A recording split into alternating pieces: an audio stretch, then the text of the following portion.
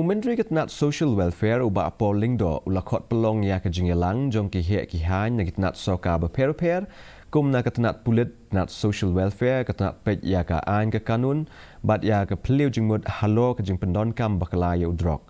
Aba ai jingkren shikila patai kubor hadian belawai ke Jingïalang uba polling do ulay tu ba ki le dep yamir jingmut halo kilat kilenti banyakun persya ya udrok. Kentup ru bantau ya ki kenhun Village Defence Party lani VDP man pengklan ya ki bawa pahara ki senong ki tau bat banyale persya ya ki nu ki kam ki be day bat udrok.